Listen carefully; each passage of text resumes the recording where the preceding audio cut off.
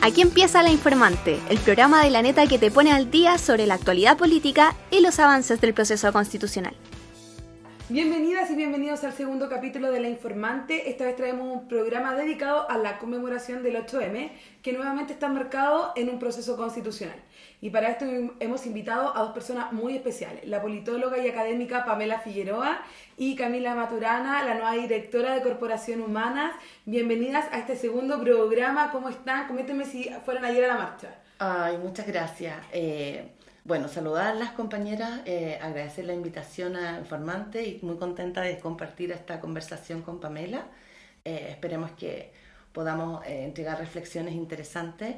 Y sí, estuvimos en la marcha de conmemoración del Día Internacional de la Mujer Trabajadora y quedamos muy contentas de la masiva participación de mujeres en esta actividad como en años anteriores, de lo tranquila que fue la actividad, que fue una actividad transgeneracional. Eso siempre es muy potente en una marcha, poder ver como que sea algo visual, como el feminismo trasciende el tiempo y nos encontramos con mujeres muy mayores, otras mujeres de edad media como nosotras y muchas chicas jóvenes tomando las banderas del feminismo. Así que esa posta que es visual, digamos, en la marcha, yo creo que es algo importante.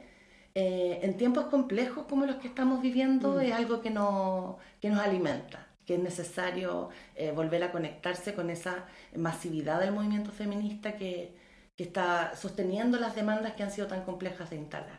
Eso, así que muy contenta de haber podido participar de la marcha, que resultara todo bien, que no hubiera disturbios y que fuera un proceso, una actividad cívica en Santiago, que se nos olvida a veces. Siempre pensamos en Santiago, en Plaza Dignidad, como el único espacio público a habitar, a ocupar, y en regiones también esta actividad se llevó a cabo, así que bien. Bacán, gracias. Pamela. Sí, bueno, un gusto, muchas gracias por la invitación, un gusto de estar aquí en La Informante, sobre todo compartiendo aquí con Camila, con quien hemos compartido muchas luchas, ¿no es cierto?, también por avanzar en los derechos de las mujeres. Felicitarlas también por el trabajo que hacen de información. Y sí, también participé ayer en la marcha, que como decía Camila, había mucha gente de muy diversas edades, de muy distintos perfiles, también niños, ¿no es cierto? Sí. Hay muchas mujeres que van con sus niños. Creo que eso es importante porque también se va traspasando las ideas del feminismo y se va instalando ya como un hito social, político, cultural, de hacer esta conmemoración de las mujeres que han luchado por los derechos de otras mujeres, pero sobre todo también para marcar que siempre falta y siempre tenemos cosas que hacer, y que también acordarnos que también hay retrocesos. A veces se avanzan los derechos y también se retrocede. Entonces, sobre todo ahora que estamos en el contexto de un nuevo intento constitucional, no olvidarnos que los derechos de las mujeres tienen que estar en el centro de este nuevo proceso constituyente. Buenísimo, me quedo con esa palabra que dijo Camila de entregar la posta de estas como generaciones que eran feministas ahora a una nueva generación. Me quedo con eso porque, claro, como comentaba Pamela, ahora estamos en un nuevo proceso constitucional y también hay retrocesos post el rechazo. Y aquí entonces las voy a invitar a sentirse con confianza para meter la cuchara cuando quieran, porque hay hartas novedades que comentar en torno a este proceso, que comenzó este lunes con una instalación muy sobria y acotada si lo comparamos con su versión anterior. De hecho, la ceremonia se realizó dentro del edificio del Congreso en Santiago, específicamente en la sala de pleno, y hasta aquí llegaron las y los 24 integrantes de la comisión experta, que no olvidemos que van a ser las personas encargadas de redactar el anteproyecto en los próximos 3 meses, y después entonces fue el turno, esta es la jornada de la tarde, los 2 integrantes del Comité Técnico de Admisibilidad.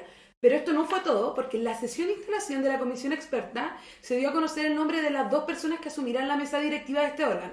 Y de esto estamos hablando de Verónica Undurraga, comisionada patrocinada por el PPD, y Sebastián Soto, comisionado patrocinado por Evópoli, quienes asumen como presidente y vicepresidente respectivamente. y esta decisión fue acordada unánimemente por todas y todos los comisionados. Y sobre esto, Pamela, entonces, me gustaría conocer el diagnóstico que tiene respecto al acuerdo político alcanzado para la composición de la mesa y sobre todo el rol y los desafíos que deberá tener Undurraga y Soto en esta primera fase del proceso. Sí, mira, yo creo que lo primero que hay que decir es que este nuevo proceso constituyente tiene características distintas al que vivimos entre el año 2020 y 2022, porque ahora vamos a tener 3 órganos distintos, por decirlo de alguna manera, ¿ya? La comisión experta, el comité de admisibilidad y luego un consejo, ¿no es cierto?, constituyente, que va a ser el órgano electo por la ciudadanía para deliberar el texto constitucional que va a proponer, ¿no es cierto?, la comisión experta.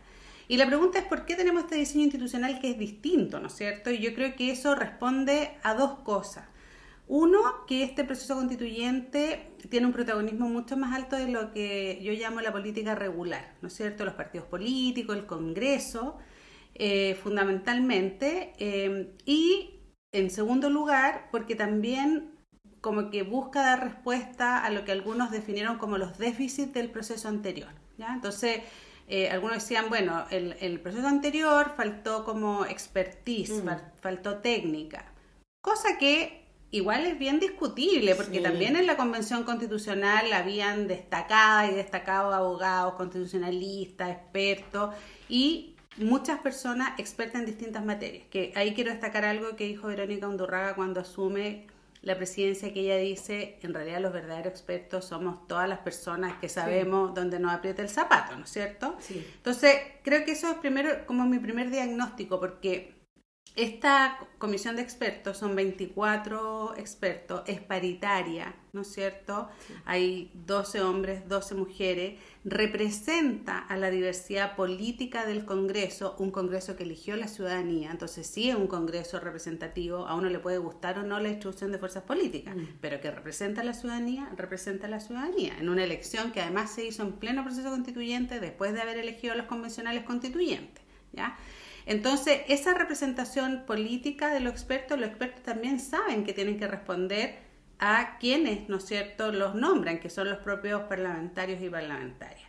Entonces, ahí hay en la definición de la mesa, creo que es importante destacar que se busca un equilibrio político, ¿no es cierto? Hay una presidenta, Verónica Undurraga, que es una destacada abogada, experta en temas constitucionales, feminista, ¿no es cierto?, que representa un partido político, ella no es militante, pero ese partido fue el que la patrocina y por tanto representa como a las fuerzas de gobierno, ¿no es cierto?, a la centroizquierda. Y por otro lado, un vicepresidente, que también es un destacado profesor de Derecho Constitucional de la Universidad Católica, Sebastián Soto, que representa a la oposición, ¿no es cierto?, a la derecha. Él va patrocinado por Evópoli, tampoco es militante de ese partido, pero va patrocinado. Entonces hay un equilibrio político, un equilibrio de género, que yo creo que es algo bien importante porque ya se va instalando en la política, que no es posible, ¿no es cierto?, tomar decisiones sin que haya paridad. Y por tanto la paridad, como hemos dicho tantas veces, no es solo un mecanismo electoral, es un principio democrático. Y yo creo que eso como que hay que dejarlo muy instalado y por tanto creo que es relevante de esta instalación del comité experto y su unanimidad, que claramente responde a algo que a veces hace algunos años se cuestionaba y ahora se valora, que es la capacidad de construir consenso, porque esto ya no es un acuerdo, sino ya es un consenso, es decir, queremos empezar mostrando que tenemos capacidad de discutir, debatir, negociar y consensuar, ¿ya? Yo creo que eso es como la señal política también que se dio ese día por parte del comité experto. Sí, a raíz de eso, de los consensos, de los acuerdos, esa creo que ha sido como una de las palabras que más hemos escuchado en estos 3 días, porque hoy día es jueves 9, desde que se instaló la comisión experta. Han destacado varias veces así como en encontrar acuerdos, en llegar a consenso, en converger en las diferencias, así que vamos a esperar harto de eso, de cómo también empiezan a trabajar en las comisiones. Pero antes de pasar al tema de la paridad, que también es algo súper importante, quiero preguntarte, Pamela, ¿qué implica que el oficialismo se haya quedado con la presidencia de este órgano? Sabemos que Verónica Undurraga no es militante del PPD, que viene patrocinada por este partido, sin embargo igual representa a esta fuerza política de gobierno. ¿Por qué es tan importante para el oficialismo quedarse entonces con esto? Es muy importante porque, bueno, en todo órgano, en toda institución, definir como la presidencia y vicepresidencia, que pareciera como que algo administrativo y no es tan administrativo, porque al final va definiendo, por ejemplo, la forma y tiempo de cómo se van dando los debates, ¿ya? Cómo se inician, no sé, las sesiones, las discusiones, cuándo terminan, dirimen, ¿no es cierto?, cuestiones importantes. Y creo que es relevante, sobre todo porque recordemos que este proceso se da en un escenario post 4 de septiembre, es decir, una vez que la ciudadanía rechazó, ¿no es cierto?, el anterior texto constitucional por el cual el oficialismo se había jugado. O sea, si alguien promovió el apruebo, ¿no es cierto?, fue el oficialismo y los partidos del oficialismo. Y entonces creo que es bien relevante eso, porque en algún minuto se pensaba como que la derecha iba a tener un rol como sustantivo en este proceso. Sí. Y creo que muestra que no es tan así, ¿no es cierto? Eso se equilibra después con el comité de admisibilidad, ¿ya? Sí. Porque recordemos que en la tarde se eligió el comité de admisibilidad y la dupla es al revés, ¿no es cierto? Claro. Y también se corrige con las subcomisiones, Sí. con las 4, que íbamos a entrar más Sí. adelante, pero aquí entonces vamos a pasar, antes de pasar a las subcomisiones y a la composición que tienen, a la composición paritaria también de la mesa directiva, que es otro aspecto que también llamó mucho la atención, porque esto no estaba reglamentado, ¿ya? Entonces, Camila, ¿cómo interpretan este hecho para el futuro trabajo constitucional? Que hoy día hay una mesa directiva paritaria. Muchas gracias. Creo que es un tema muy importante, especialmente cuando estamos en este contexto del mes de marzo, digamos, revisando, haciendo balance y proyectando desafíos en materia de derechos de las mujeres. Yo quisiera como insistir en algo que sabemos, pero que es bueno tenerlo en cuenta en el contexto del inicio del funcionamiento de este nuevo proceso constituyente, que este es un proceso que viene de largos años. No es algo que empieza ahora, no estamos inventando el hilo negro, y lo importante, cuando hablamos de consensos y de mayorías y de acuerdos y todo, y que sin duda que creo que Verónica tiene enormes capacidades de experticia y también humanas para dar garantías a todos los sectores de que van a ser escuchados. Yo creo que eso es importante destacar, y creo que no solamente la representación, entre comillas, de un determinado partido, sino su trayectoria política y académica pesó mucho para que ella fuera elegida como una persona que pueda dar estas garantías de conducir este nuevo proceso. Pero no es un proceso que inicia ahora. Hay una demanda ciudadana, una demanda política y social, no solo de años, de décadas, de dejar atrás uno de los legados más importantes de la dictadura cívico-militar, que fue la Constitución del 80, que es la Constitución que 50 años del golpe de Estado sigue vigente en nuestro país. Y eso genera una disconformidad, un malestar social que se ha mantenido en el tiempo y que nos lleva a este escenario. Entonces, es a eso lo que los partidos políticos tienen que responder, no solo a cómo los partidos quisieran que fuera la definición de esta carta política, la distribución del poder, los derechos de las personas, sino lo que la ciudadanía viene demandando de largos años. Y ahí yo creo que hay dos cosas importantes: que el proceso está en curso, que a pesar de la derrota del plebiscito en septiembre del año pasado, fuimos capaces como sociedad de darnos unas reglas nuevas para continuar este proceso, que en algunos momentos vimos que estaba un poquito en riesgo, ¿cierto?, de seguir adelante con el proceso constituyente. Unas reglas que no satisfacen a todos los sectores políticos, que ha tenido importantes cuestionamientos de legitimidad incluso, ¿cierto? Sí. Entonces, por eso es importante, yo creo, poner de relieve que el problema principal de legitimidad que tenemos en este país es la Constitución del 80 y el modelo político, económico, social y de género que sostiene esa Constitución. Y es eso lo que está en revisión. Ahora, otra cuestión súper importante es cómo ese proceso ha venido no a consolidar del todo, pero sí a dar señales muy fuertes de que la paridad, como dice Pamela, no es solo un sistema electoral, no son reglas electorales, no son números, es un principio de la democracia. que da cuenta de que hombres y mujeres tienen que participar por igual en la toma de decisiones políticas y sociales, pero no solo hombres y mujeres, la diversidad de hombres y la diversidad de mujeres. Eso tal vez no es tan no es tan nítido cuando uno habla de paridad. A lo mejor la gente entiende que paridad es hombres y mujeres, sí, pero paridad es la diversidad de los seres humanos en términos de sujetos de derecho y en términos de participación política. Y eso, todo este proceso constituyente ha contribuido mucho a ir avanzando en consolidarlo. Y vamos a hablar de eso en la otra pregunta, pero sí tenemos que hacernos cargo que hay una debilidad y un desafío que en los meses que vienen tenemos que ir resolviendo cómo lo sorteamos, digamos, de que el proceso tiene cuestionamientos distintos de los que tenía el proceso anterior, que hay una distancia con la ciudadanía y que los mecanismos de participación ciudadana que podrían contribuir a este acercamiento, de manera que las demandas de la ciudadanía efectivamente sean el principal como material para el debate, fueran efectivamente corregidas. Entonces ahí yo creo que como sociedad tenemos los partidos políticos tienen la principal responsabilidad, pero desde la sociedad civil, la academia, las organizaciones sociales, los movimientos de mujeres feministas y otras, tenemos también un rol de poder generar ese diálogo, retomar ese diálogo que parece haberse escindido un poco entre los partidos políticos por una parte y las demandas sociales por otra. Yo creo que ahí hay más allá de las palabras de buena crianza y las buenas intenciones con que ha iniciado este proceso, creo que ahí hay un déficit que vamos a tener. No tenemos la respuesta hoy, creo que nadie la tiene, pero tenemos que avanzar para que sea un proceso que efectivamente venga a resolver aquellas demandas que están a la base, o si no vamos a tener un proceso, un texto que no necesariamente va a recoger aquello que la ciudadanía, que no es homogénea por lo demás, requiere y que va a permitir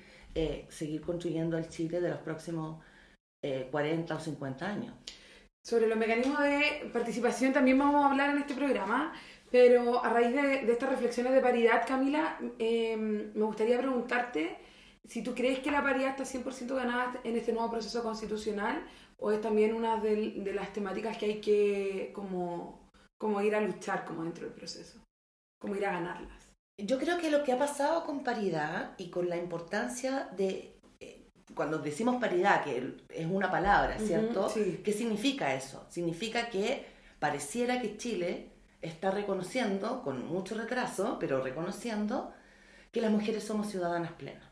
Y que como somos ciudadanas plenas podemos y debemos estar en los espacios de participación política, donde se toman las decisiones que tienen que ver no solo con temas abstractos, sino con la cotidianidad de la vida de todas las personas, ¿cierto?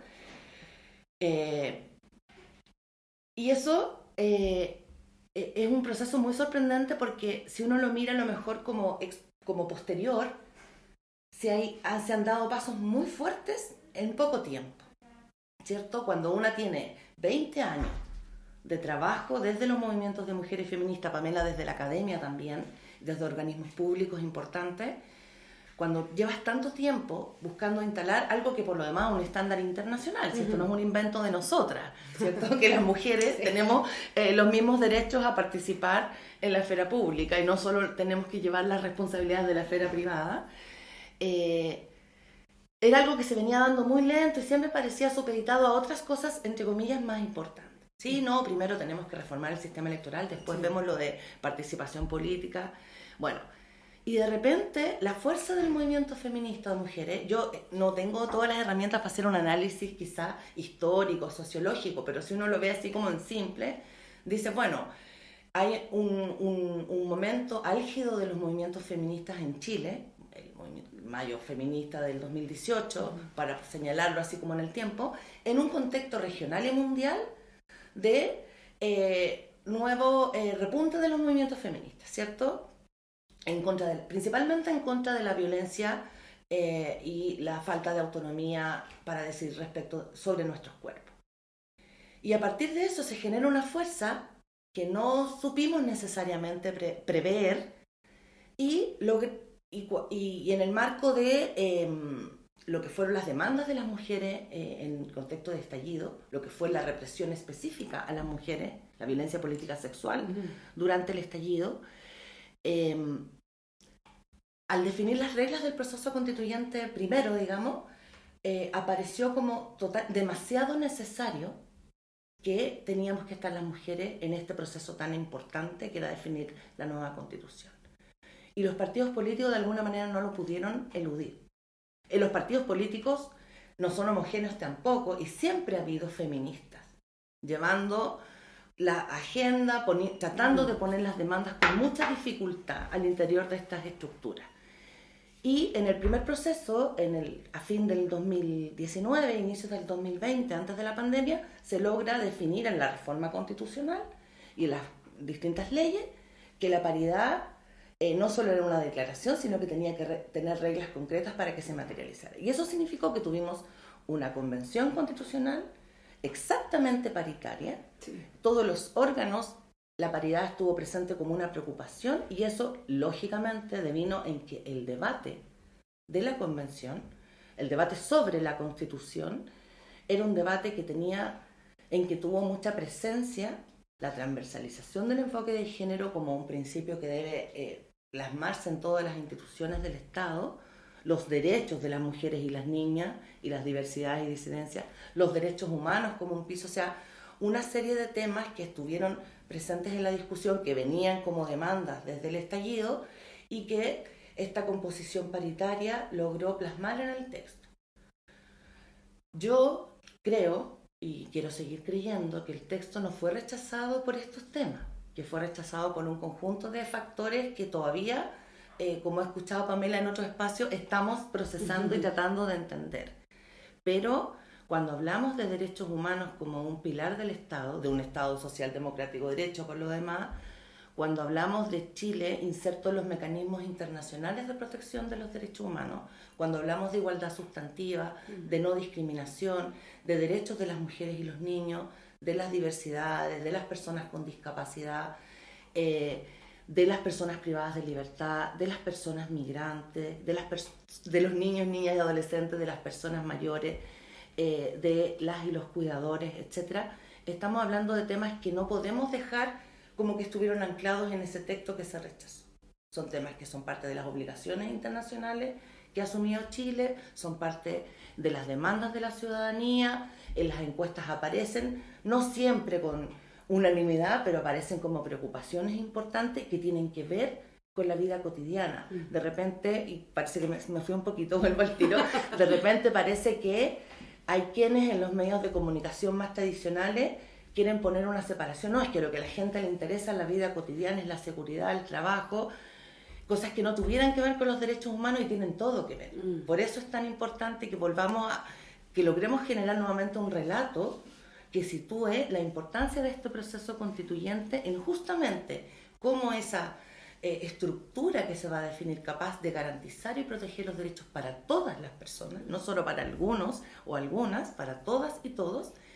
Eso es lo que va a permitir precisamente resolver los temas de empleo, de seguridad, de salud, de seguridad social de todas las personas. No son cuestiones separadas. Bueno, y para la paridad, perdón. Entonces, la paridad, a pesar de todo lo que ha avanzado, y pasó algo muy inédito en este nuevo proceso constituyente, que se quería diferenciar lo más posible de lo que había pasado anteriormente, quedaron al menos dos cosas. La Constitución del 80 no sirve para Chile hoy, tenemos que tener otra, aunque haya quienes que les siga gustando, y las mujeres tienen que estar en la toma de decisión. Todas las mujeres progresistas, las mujeres de izquierda, las mujeres de derechas, porque tienen que estar, no porque levanten una causa en particular. Y eso también es parte de este nuevo proceso. Yo creo que es bien inédito, sí, que lo poco que quedó del proceso, sí, entonces, esa da cuenta de la importancia que tiene hablar hoy de las mujeres como ciudadanas plenas y con derecho de participar en la toma de decisiones. Y eso esperamos que se plasme, sin duda, en el texto constitucional, porque no nos sirve solamente tener un proceso constituyente con paridad.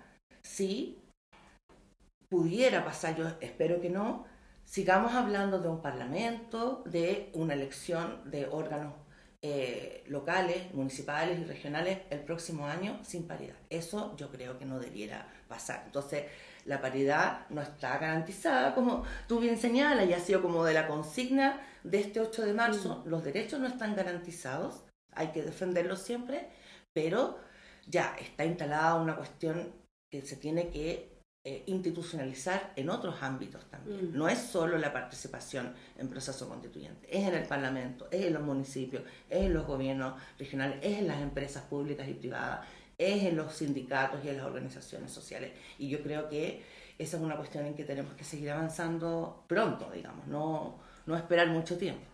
Sí. Pamela, ¿tú compartes como el diagnóstico de Camila en torno a la paridad? Sí, totalmente. Creo que es súper interesante el análisis que hizo Camila, sobre todo en la perspectiva más histórica, porque yo creo que a veces uno tiende a pensar como que todo empezó ahora, y la verdad es que no, y me estaba acordando que cuando discutimos la paridad para el proceso constituyente anterior y se discutió en el Congreso, una de las cuestiones clave es que era presidenta del Senado Adriana Muñoz, que es una de las grandes feministas formadoras. Para mí, por ejemplo, siempre fue un referente, que fueron las feministas que en los 80 estaban luchando por la democracia, que se institucionalizan en el poder político, y creo que la transversalidad, no solo desde los movimientos sociales, sino, como decía Camila, de que en los partidos hay luchando, porque no es que los partidos hayan logrado tampoco, ¿no es cierto?, la paridad dentro del órgano interno, porque aparte de todos los organismos que mencionó Camila,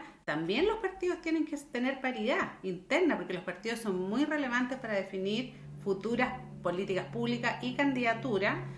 Entonces ahí se conectan las distintas generaciones, ya las feministas de los 80 que lucharon por la democracia y que cuando construyen poder político dentro del Congreso fueron muy importantes. También el antecedente de las leyes de cuotas que impulsó Michelle Bachelet fundamentalmente para la elección del Congreso, y bueno, se ha ido avanzando. Pero lo que eso muestra es que hemos tenido un avance muy importante. Yo creo que América Latina está liderando a nivel mundial el tema de que lo que tiene que buscar la democracia es la paridad, no solamente cuotas circunstanciales, sino que esto sea un principio democrático. Se ha discutido en distintos niveles, la academia está muy en esa línea.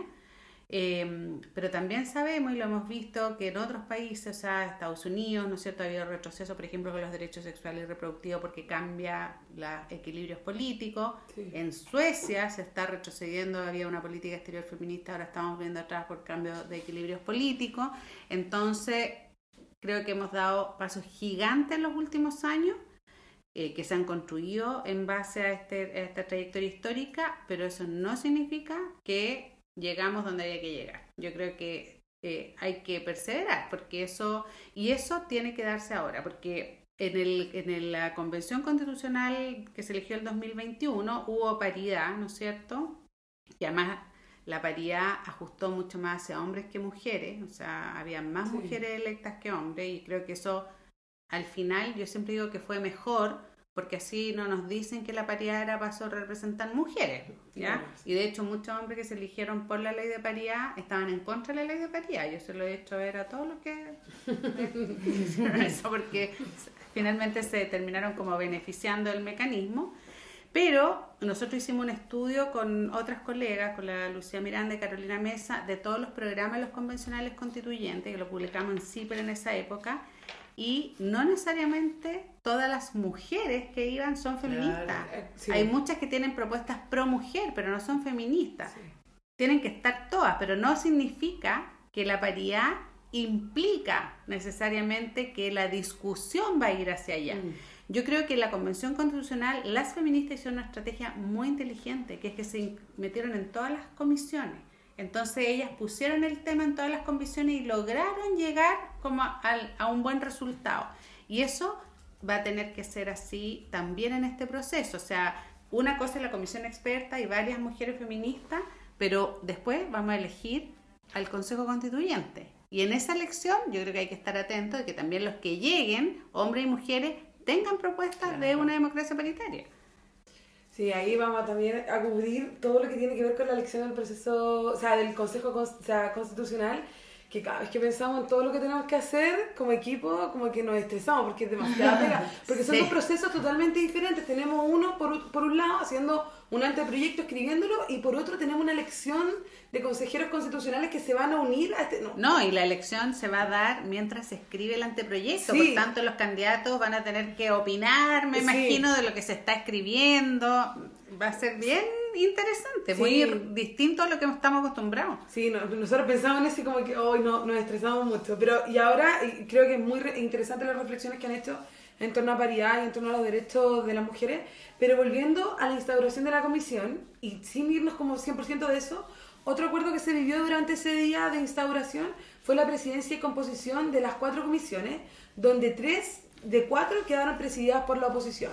La única que no quedó presidida por la oposición fue la subcomisión de derechos, que quedó bajo la tutela de Alejandra Kraus, que es una comisionada patrocinada por la DC.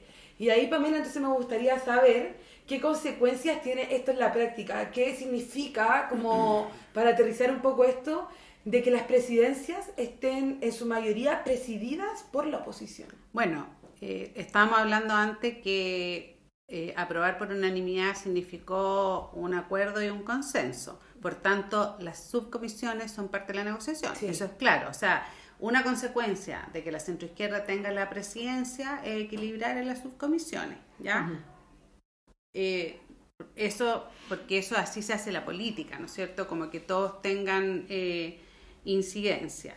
Eso ha sido cuestionado por muchos. La derecha también dice, bueno, nosotros tenemos los votos del plebiscito, o sea, cada uno tiene sus argumentos acá, ¿ya?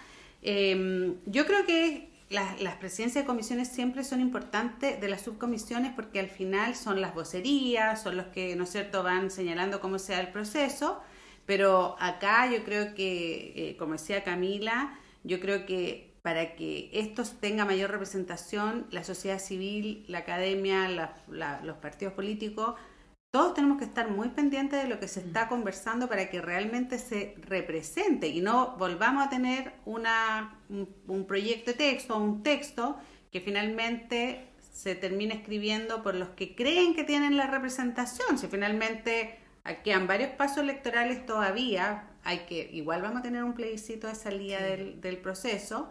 Entonces, creo que los expertos tienen ese desafío, ya de mirar hacia afuera y no pensar que esas mayorías circunstanciales les facilitan que impongan su idea, ¿ya? Entonces, creo que responde a esta negociación política y yo creo que hay que darle el beneficio de la duda de cómo se comportan. O sea, pero me parece que lo contextual es muy relevante. Ya todos los estudios como de procesos constituyentes, de elaboración de constituciones muestran que el contexto político y social es muy relevante para cómo se construye el texto y para la legitimidad que pueda tener ese texto, ¿ya? Yeah. Entonces, el fracaso que tuvo Chile el 2022 no es el único fracaso de proceso constituyente en el mundo, han habido muchos, ¿ya? A veces uno tiende a pensar que todo proceso constituyente termina en una constitución súper legítima que la gente aprueba, y que les gusta a todos. Y que les gusta a todos, claro. No, ¿ya? Entonces yo creo que los expertos, que muchos se han dedicado a estudiar estos procesos constituyentes, tienen que tener súper alerta a eso, de que no pueden tratar de imponer o de sumar solo las ideas de los que están ahí. Entonces,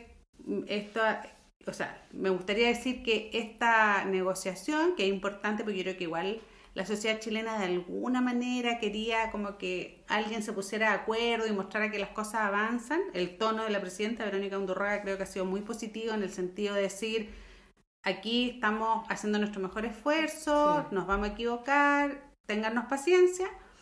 Pero esa paciencia no es tan larga porque es muy breve el proceso, son 3 meses que ellos tienen así que esperemos que esto sea solo equilibrios políticos y que realmente el texto que propongan represente distintas ideas y también recoja lo que ya se ha discutido, porque recordemos que tenemos 2 textos constitucionales elaborados en democracia. El que envió Michelle Bachelet al Congreso, que se basó en los diálogos ciudadanos, y el que elaboró la Convención Constitucional.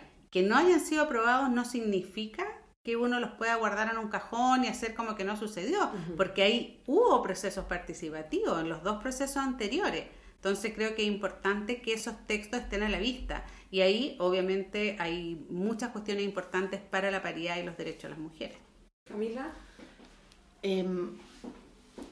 Yo creo que los distintos resultados electorales, perdón lo concreta, digamos, en los últimos 3, 4 años, nos han generado mucha sorpresa en el sentido de que dan cuenta de resultados muy distintos, que pareciera que Chile cambia cada año en su sensibilidad política.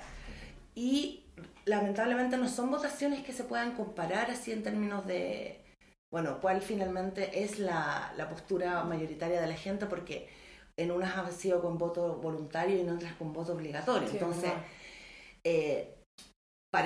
yo quiero creer que una elección política nacional, digamos, no podemos basarnos en mayorías circunstanciales, ¿cierto? A propósito de la composición extremadamente progresista que tuvo la Convención Constitucional, electa en mayo de 2021, un parlamento electo en noviembre del 2021, también con voto voluntario, pero con otras reglas, otros criterios de representación para el Senado. Entonces, y con que te da un resultado de composición muy distinto, ¿cierto?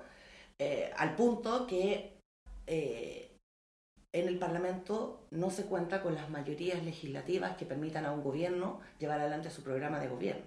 Y más allá de si a uno le guste o no el actual gobierno, hay una cuestión muy compleja de inestabilidad, que las propuestas que supuestamente la gente eligió para elegir un presidente no se puedan materializar en las leyes porque el Parlamento tiene una composición distinta. Y la votación de ayer de la reforma tributaria muestra cómo se puede avanzar durante estos 4 años si las propuestas del gobierno, el Parlamento las rechaza. Y bueno, pero otra vez me fui en tema, perdón. Entonces, no tenemos como el radar muy calibrado para decir, bueno, qué es lo que está mostrando las elecciones. Como dicen, si está todo como un poco líquido, entonces tampoco tenemos muy claro qué es lo que viene, qué es lo que nos va a reflejar, qué es lo que nos va a mostrar esta elección de mayo del 2023, en un contexto que lo vuelvo a señalar como preocupante, aunque no tengamos aún la respuesta, que la gente está cansada, desafectada. Uno escucha mucho, también cuando sale de los círculos de una misma, digamos, que la gente está molesta, que no saben si quieren votar o que podrían albergar. Entonces volvemos a tener un problema de legitimidad. Entonces quisiéramos creer que las mayorías circunstanciales no debieran guiar decisiones tan trascendentes como la discusión constitucional. Y ahí yo veo con preocupación cómo sectores de derecha durante el año pasado trataron de sacar una ganancia mucho más allá de lo que los resultados electorales arrojaban, a propósito del 62%. Ese 62% no es un voto de derecha, necesariamente. Y nos trataron de mostrar durante harto rato que ellos eran los dueños, el patrimonio del 62%, y eso no es así. Entonces, esperamos que este tono moderado con que ha iniciado esta comisión experta dé cuenta de una reflexión, de haber entendido que las mayorías circunstanciales no pueden servir para definir la Constitución, que efectivamente los quórum de aprobación de cada norma y de capítulos de norma, al ser superiores a la mayoría simple, a ser quórum bien elevados, requieren una conversación política.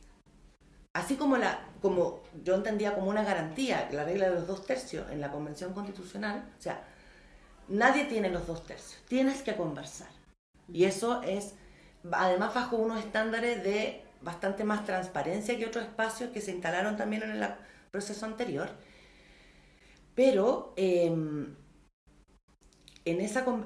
eso también significa, no estamos discutiendo leyes, estamos discutiendo la Constitución. Y como se requieren estas mayorías importantes y como parecieran haber distintas posiciones políticas a nivel de la ciudadanía, no solo de los partidos, no vamos a poder imponer una visión determinada de la sociedad a través de la Constitución. No sé si eso es lo que se entiende como Constitución de mínimos, pero hay temas en que no hay acuerdo social Por lo tanto, la Constitución no debiera imponer una determinada visión. Debiera definirse esas cuestiones en que no hay acuerdo como materia de ley. Por ejemplo, en Chile hay importantes sectores que creemos que las mujeres tenemos derecho al aborto libre, que el aborto es una cuestión de decisión personal, que además exige garantías del Estado. Eso lo creemos importantes sectores de mujeres y de hombres también.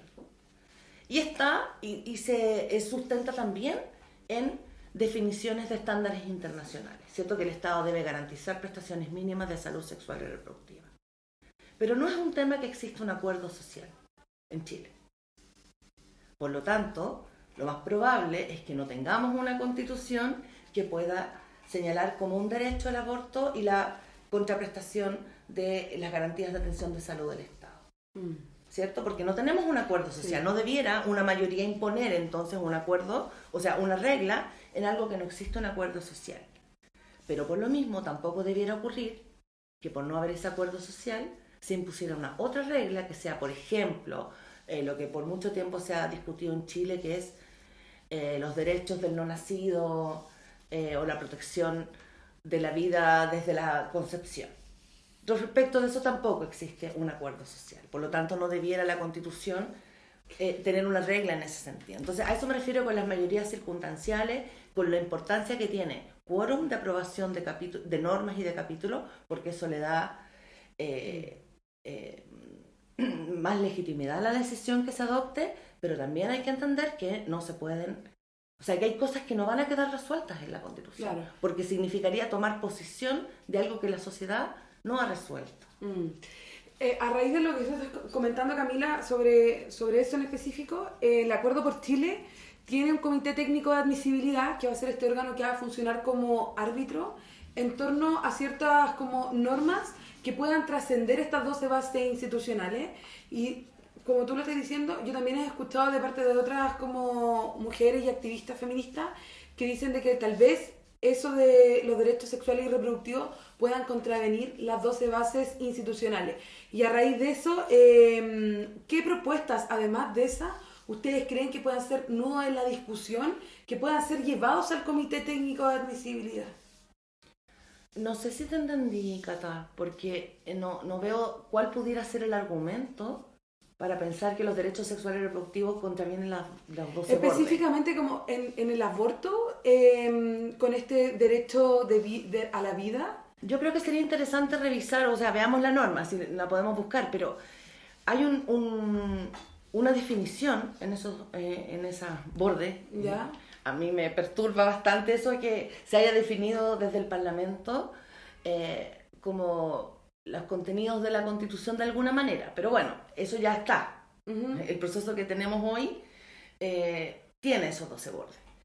No sé si tiene sentido seguirlos discutiendo, digamos, si procedía o no que el Parlamento dijera, pero esto me lo pone, porque finalmente hay cuestiones que son definiciones de principio y otras que son reglas, o sea, que los bordes se defina. Estos son los estados de excepción constitucional, independientemente si uno está de acuerdo o no con el contenido, es como, no procede que ese tipo de cosas las hubieran definido los bordes debieron ser más generales. Pero bueno, dentro de esos bordes está, y no pudiera haber sido de otra manera, el respeto a los derechos humanos. Yeah. No pudiera haber sido de otra manera porque los derechos humanos están establecidos en tratados internacionales que han sido ratificados por el Estado de Chile previo y posterior a la vigencia de la Constitución del 80. Entonces, no hay cómo sostener que los derechos humanos pudieran haber quedado fuera o que vamos a discutir en el proceso constituyente si procede o no reconocer y proteger los derechos humanos de todas las personas. Y en eso, afortunadamente, a nivel del derecho internacional, de los derechos humanos se ha avanzado bastante. Y los derechos sexuales y reproductivos, aunque no haya un tratado que los nombre como tales, son parte de los derechos humanos que están vigentes en Chile, incluso con las reglas de la Constitución del 80. Cuando hablamos de la protección de la vida de todas las personas, en todas las personas evidentemente están las mujeres y las niñas, los hombres, los jóvenes, las disidencias sexuales, etc. No sé cómo decirlo, los embriones, ¿cierto? No están protegidos por el derecho internacional como titulares del derecho a la vida porque no son personas, que son los sujetos que el derecho internacional protege. Bueno, tenemos el derecho a la vida, el derecho a la integridad personal, el derecho a la salud, a la seguridad social, a la educación. Todos los elementos mínimos que hacen a los derechos sexuales y reproductivos. Hay una caricatura que entiende que derechos sexuales y reproductivos es aborto. Y es mucho más.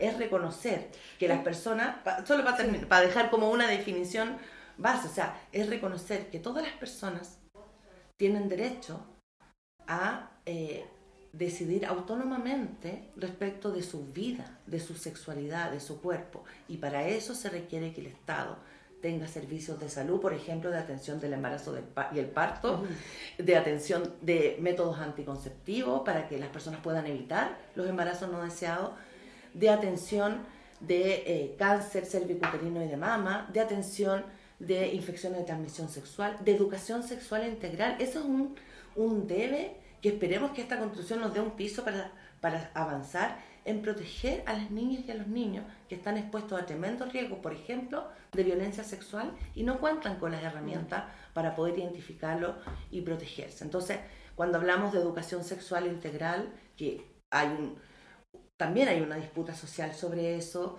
estamos hablando de derechos humanos y eso está en los bordes. Entonces, no puedo entender que sea algo cuestionable. Ahora, cuán extensa pueda ser, cuán amplia pueda ser una regla que defina los derechos sexuales y reproductivos en la nueva Constitución, yo pienso que va a ser una regla más o menos sobria, pero que deje asentada que deje suficientemente asentado que a través de el sector salud, del sector educación, del sector trabajo, se tiene que proteger a todas las personas. Y eso es muchísimo más que hablar de aborto. Sí, yo en sí agradezco mucho como los ejemplos que pusiste de los derechos sexuales y reproductivos, porque creo de que en la discusión y en los debates el derecho sexual y reproductivo ha quedado como eso, como aborto. Y muchas veces esa como jerga como más técnica no entra a la población en general. Entonces como que se reduce simplemente a aborto y es mucho más fácil de comprender, pero como decía la Camila, es mucho más amplio, un abanico que contempla muchas más cosas. Es que de hecho, de las mujeres se ponen en caricatura. Sí, de hecho, incluso en el texto de la propuesta de la Convención Constitucional, el párrafo de derechos sexuales y reproductivos nombraba todo lo que nombra Camila, no decía derecho al aborto, punto. O sea, decía sobre el embarazo, la protección, la autonomía de los cuerpos de las mujeres, entonces se tiende a caricaturizar.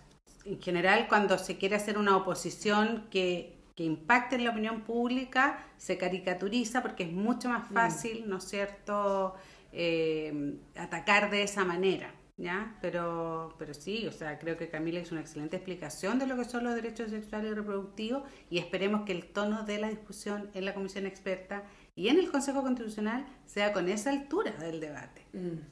Sí, bueno, ayer también ellos se instalaron ya en las comisiones y hubo bastante así como, yo creo que igual palabras como de buena crianza, que cuando uno empieza como a conocer a las personas, vamos a estar muy atentos a cómo se empieza a desarrollar la discusión, porque algo que también a mí me parece muy interesante es cómo van a empezar a tomar acuerdos, porque están de 3 y 3 de oposición, 3 del oficialismo, entonces cómo van a llegar a diverger. Posiciones que en la convención pasada de repente fueron muy divergentes. Lo importante, o sea, una cuestión como una característica importante de la Comisión Experta es que como no se eligieron por la ciudadanía, no tienen esa presión, ¿no es cierto?, de repente de ciertos grupos que quieren ver representado ahí como su interés, pues que es lo que hace un movimiento social o un partido. Y si tienen altura de mira, pueden avanzar en construir ciertos consensos en esto que describía la Camila como un texto que habilite a la democracia para tomar decisiones en las materias donde no hay acuerdo social y político ahora, ¿ya? Yo estoy totalmente de acuerdo con lo que sea Camila, que nosotros no podemos tener un texto constitucional que tome una opción ideológica por una materia u otra, que es lo que vivimos hoy día con la Constitución del 80, ¿no es cierto? Estamos llenos de límites, una Constitución hiper rígida, porque lo que buscó fue instalar un modelo, ¿ya? Nosotros tenemos que tener una Constitución democrática, que habilite a la democracia en aquellas materias, ¿no es cierto?, donde no hay un acuerdo ahora, a que sea la democracia, los organismos democráticos que tenemos, ¿no es cierto?, que defina esas cuestiones a través de la legislación. Así que, bueno, me imagino que los expertos en ese sentido, aunque tienen posición política, porque acá también tenemos que superar lo que incluso vivimos antes con los independientes, que pensábamos que los independientes eran personas así como por sobre el bien y el mal. No, los expertos también tienen sus posiciones, sí, pero tienen esa mayor como autonomía de buscar esos acuerdos, y esperemos que eso contribuya a preparar un ambiente para que cuando el Consejo tenga que deliberar, tenga una visión más transversal. Sí. Y ahora pasando a la conmemoración del 8M que se vivió en las calles ayer, nosotras vimos que las pancartas y las demandas de las organizaciones feministas se mantienen intactas, y es también lo que hemos estado hablando con ustedes en este programa. La garantía de hacer valer derechos sexuales y reproductivos, la necesidad de la corresponsabilidad, la erradicación de la violencia machista y la no discriminación a diversidad y disidencia sexogenérica siguen en la agenda de género. ¿Creen que en este nuevo proceso se recogen algunas de estas peticiones? ¿A quién? La que quiera responder. Bueno, es bien desalentador cuando uno en su trayectoria feminista se da cuenta, chuta, esto que estamos diciendo ahora lo decían las sufragistas, o lo decía Olympe de Gouges en la Revolución Francesa. Y cuando uno, en algún momento de su historia feminista, no sé si ustedes ya están en esa etapa, en un momento de su historia feminista se da cuenta lo que estamos hablando ahora: autonomía reproductiva, violencia, igualdad en las relaciones familiares, igualdad de participación, educación. Son las mismas demandas. Entonces tú dices, chuta, como que el mundo tuviera algo en contra de nosotras las mujeres, ¿cierto? Y eso es lo que le llamamos patriarcado, ¿cierto? Entonces, uno dice, sí, ha habido avances, y esos avances fueron nuestras madres, nuestras abuelas, nuestras tatarabuelas. El derecho a voto se logró después de 3 generaciones de mujeres. Así de lentos son los avances de las mujeres. Pero ese es el mundo que tenemos, y nunca se nos ha regalado nada, y vamos avanzando sostenidas en las compañeras anteriores. Por eso yo relevaba que en la marcha estuviéramos distintas generaciones, porque siempre ha sido así. Para poder avanzar y sostener en el tiempo los avances, es importante que nos mantengamos en esta, no sé si unidad, porque son múltiples feminismos también, pero en esta alianza política. Entonces, vamos avanzando, y también vamos avanzando como un movimiento de mujeres y feministas en poder identificar con más claridad cuáles son los problemas y la realidad de las mujeres, y cuáles cuestiones demandar. Hoy, por ejemplo, hablamos de violencia política, porque cuando las mujeres llegan a los espacios de toma de decisiones, el sistema, la sociedad resiste eso. Entonces las mujeres son atacadas de una manera especial, que tiene efectos en las víctimas directas de la violencia política a través de los insultos, de las amenazas, de la denostación en redes sociales y en otros espacios, en el mismo Parlamento. O sea, vemos cómo de repente no somos capaces de contener la violencia machista de los parlamentarios a las parlamentarias. Eso es una cuestión gravísima. Pero es un ejemplo de cómo, cuando las mujeres están en espacio de toma de decisión, hay una resistencia conservadora para que las mujeres no quieran estar ahí. Porque cuando tú ves que a Carol Cariola, por ejemplo, la denostan y la agredan de esa manera por aspirar a un determinado cargo especial en el Parlamento, a las mujeres como que se nos quitan un poquito las ganas de ser diputadas, pues, evidentemente. Bueno, entonces, como feministas vamos manteniendo nuestras demandas, en las que no se ha logrado todavía solucionar, pero vamos dotándolas de nuevos contenidos. Lo mismo cuando hablamos de derechos sexuales y reproductivos, ¿cierto? De participación política. En los últimos años se ha identificado con mucha fuerza que una demanda tiene que ver con el reconocimiento de los trabajos de cuidado. Que no es posible seguir sosteniendo ninguna conversación si no nos hacemos cargo que las mujeres no solamente estamos en el mercado, entre comillas, productivo, remunerado, formal, legal, con derechos laborales, con sueldo y derechos laborales, sino que todo el resto de la vida se sostiene en los trabajos de cuidados no reconocidos, no remunerados, y que eso significa no solo reconocerlo, sino que implementar política. Y estamos entonces, desde hace unos años, a nivel global, no solo en Chile y no solo por la pandemia, avanzando en definir, bueno, cuáles son esas políticas que permitan que las mujeres puedan estar en todos los espacios y mantener la sostenibilidad de la vida, y así con otros temas emergentes. Cuando hablamos de seguridad pública y una agenda de seguridad pública, no podemos pensar solamente en la delincuencia, en el crimen organizado, en los disturbios. Tenemos que pensar en el impacto de esas soluciones y en la vida cotidiana de las mujeres sometidas a violencia de género. Cuando la violencia de género afecta a casi la mitad de las mujeres en algún momento de su vida, no podemos decir que eso no es un tema de seguridad pública. Entonces, ¿cómo ver los temas de la agenda política? Como decir, bueno, esto tiene que incorporar a las mujeres. Yo creo que ahí también hay avance. No es solo mantener las consignas del siglo pasado, hace 2 siglos, sino darles contenidos nuevos que permitan recoger la realidad de las mujeres, y también con mucha relevancia que las mujeres no somos iguales. Que nos cruza en nuestra vida el ser mujeres y la subordinación que en todas las sociedades se define entre hombres y mujeres, pero que las mujeres blancas o racializadas no tenemos la misma experiencia de discriminación y de violencia, que las mujeres migrantes enfrentan de otra manera porque cuentan con menos herramientas, con menos protección, que el acceso a la justicia no da cuenta de esta distinta realidad de las mujeres, de las niñas, las adolescentes, las mujeres en edad media o adultas mayores, que la realidad de las mujeres con discapacidad es muy distinta y que las demandas feministas han sido cada vez más capaces de recoger esa distinta realidad y también mencionar, porque no lo hemos dicho, y no porque no lo tengamos presente, que se han se han visibilizado las interrelaciones con otros temas. Por ejemplo, cuando hablamos de la protección del medio ambiente, el cuidado de los recursos naturales y cómo la falta de aquello ha derivado en esta crisis de cambio climático, entre otros problemas, cómo eso está directamente relacionado con la condición de vida de las mujeres en los distintos territorios y cómo eso impacta en que son las mujeres las principales abocadas a la defensa de esos derechos. Y ahí tenemos también que conectar cómo las mujeres hemos estado en la defensa de todos los derechos, así como en la dictadura para recuperar la democracia, a propósito de los 50 años que se conmemoran este año, como las mujeres no solo hemos sido víctimas de violencia política sexual, de despojo de derechos, etcétera, como las mujeres hemos estado siempre sosteniendo la resistencia. Y si hoy estamos viviendo una democracia, insistiendo en que queremos una nueva constitución, es porque las mujeres hemos estado siempre sosteniendo estos temas que tú señalaste, dotándolos de nuevos contenidos, visibilizando la relación con otros temas y dando cuenta de que las mujeres somos diversas y no por eso significa que nos vamos a disgregar en 50 movimientos feministas distintos que no dialogan entre sí. Yo lo veo así.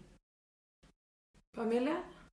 Sí, yo creo que las banderas se sostienen porque hay avance y retroceso. O sea, hemos avanzado, lo hemos dicho, pero también como las conquistas, los logros, generan nuevas problemáticas, como que soluciona uno y se te genera otro, ¿ya? Y Camila hablaba con mucha claridad sobre la violencia política hacia la mujer. Yo creo que ese es un tema complejo, porque ahora hay muchas más mujeres, ¿no es cierto?, en la esfera pública, pero hay mucha más violencia también. O sea, durante la Convención Constitucional, por ejemplo, hubo estudios muy específicos sobre la violencia a las convencionales en redes sociales. Y eso era violencia transversal. Daba lo mismo si eran de izquierda, de derecha, si eran feministas o no feministas. Era solo por el hecho de ser mujeres y recibían mucha violencia porque lo que se busca, y eso también está estudiado, es que las mujeres desistan de estar en el espacio público y que las otras vean que el costo de estar en el espacio público es altísimo, ¿ya? Entonces creo que eso son cuestiones que van a ir surgiendo porque, bueno, finalmente el problema estructural, como decía Camila, una estructura de cómo se organiza la sociedad y no tenemos que perder de vista, como también lo han planteado muchos organismos internacionales, de que el objetivo no solo la igualdad, sino también la autonomía, ¿no es cierto? La autonomía política, la autonomía económica y la autonomía física. ¿Ya? Entonces, esos 3 ejes debieran ser como el eje de lucha que va a ir cambiando, ¿viste? En autonomía política va a ir variando, porque si avanzamos en la paridad, probablemente eso también va a generar otras cosas, ¿no es cierto? De la ley de cuotas nosotros avanzamos porque hubo ya un financiamiento específico para candidaturas mujeres, los partidos dijeron, bueno, nos conviene tener estas candidatas porque recibimos más recursos. Claro, exacto.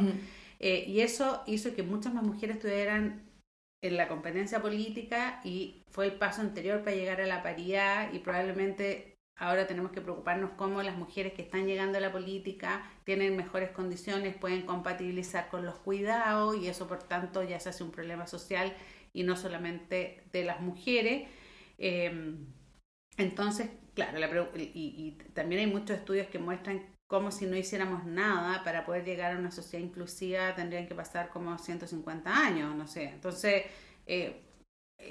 por eso es importante las banderas y bueno, también uno ve muchas banderas que a veces como de mujeres ya más grandes que dicen te han pasado, no sé, 40 años y estoy con la misma bandera de que vengo todos los años, ¿me entiendes? Entonces, es así y hay, o sea, lo que sí es que vale la pena, porque en el fondo vale la pena la movilización, porque eso sí va mostrando resultados, ¿no es cierto? Lento, pero por lo menos vamos hacia alguna parte. Sí, qué linda cómo cerraste esa última frase, me gustó mucho. Chicas, hemos llegado al final ya del programa y bueno, todo lo que hemos estado comentando nosotras en La Neta lo vamos a estar cubriendo, así esas discusiones más ásperas tratando de bajarlas en simple también.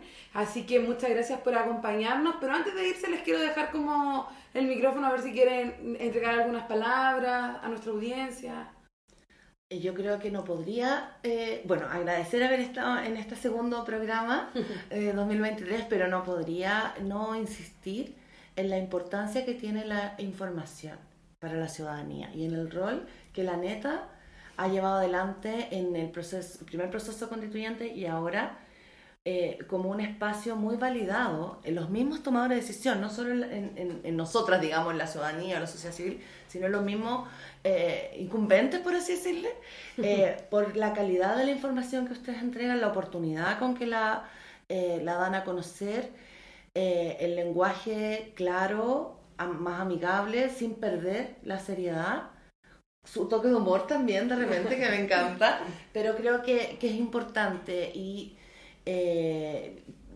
siempre en los programas la gente les da las gracias, así que yo no podía hacer menos porque, y no son palabras de buena crianza, pero creo que el momento actual es como una invitación a la ciudadanía a recuperar la visión en el tiempo de lo que significa esta oportunidad de dejar atrás la Constitución del 80. Es una oportunidad tan importante que quisiéramos que las personas se volvieran a involucrar y se volvieran a sentir protagonistas, expertos en esta discusión, y para eso, claro, no es solamente que la gente se quiera involucrar, es que esta comisión experta, con esta pulcritud que quieran llevar adelante, y más allá de los mecanismos institucionales de participación, que son muy escuetos e insuficientes, de verdad generar los espacios de escuchar y de diálogo con la sociedad. Esto no puede ser solamente una cuestión de los partidos políticos, por muy importante que los partidos políticos sean capaces de conducir adecuadamente un proceso tan relevante como esto, no lo pueden hacer de espaldas a la ciudadanía, y ahí ellos tienen que hacer un esfuerzo mayor, aunque no tengan los mecanismos institucionales, porque es una situación histórica muy relevante que se ha esperado por mucho tiempo. Hay un par de generaciones de por medio de personas a las que debemos también una nueva constitución para Chile. Muchas gracias, Camila. Pamela. Bueno, también quiero agradecer el espacio. Yo creo que es muy importante. Tuvimos una larga conversación aquí con Camila de temas muy sustantivos y también felicitarla, lo decía al principio, porque hacen un trabajo súper profesional y muy comprometido. ¿Ya? Yo creo que hoy día la información es clave. La información también es la base de la democracia. O sea, un ideal de la democracia es el voto informado, ¿no es cierto? Se supone que cada una de nosotras debiera enfrentarse a una urna a elegir, ¿no es cierto?, a partir de información, pero también vivimos en una sociedad en que la información es política, hay muchas noticias falsas, hay mucha información falsa, y por tanto también es una invitación a las personas a informarse en fuentes confiables como ustedes, por ejemplo, como La Neta, que yo también, o sea, es una fuente de información oficial del proceso, eso es sin duda.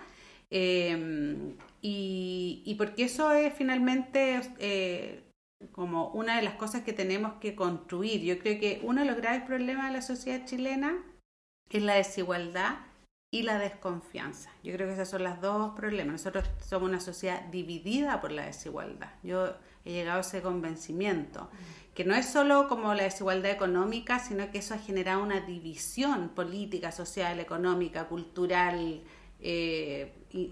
étnica, o sea, y para encontrarnos, como para romper eso, tenemos que dialogar, y estos espacios de información también son diálogos, ¿ya? Escuchar a otras personas de lo que dicen, lo que piensan, que te quede alguna idea dando vuelta, y en eso cumplen un rol muy importante. Así que bueno, eso, sigan, no, yo siempre las sigo, las leo en las redes sociales, las escucho, así que eso, y con toda disposición a seguir conversando en espacios que a ustedes les parezca pertinente. Muchas gracias, Pamela. Me da risa porque ahora van a pensar que esto estaba pauteado, pero para la gente que ha llegado hasta acá a escuchar estas bellas palabras finales, esto no estaba en el guión ni nada, fue algo espontáneo de parte de Camila y Pamela. Y ahora sí, muchas gracias por venir, por estar con nosotras, por compartir. Y recuerden que volvemos cada semana para acompañar su día viernes con todo lo que necesitan saber de este proceso constituyente 2.0 que recién comienza. Así que eso, muchas gracias, y nos estamos escuchando y viendo y leyendo en las redes sociales de la neta. ¡Chao! Esto fue La Informante, un espacio producido por La Neta en colaboración con la plataforma Tejiendo Constitución y con el apoyo de la Unión Europea. Este capítulo fue conducido por Catalina Gutiérrez. No olviden seguirnos en nuestras redes sociales, donde nos encuentras como @lanetacl.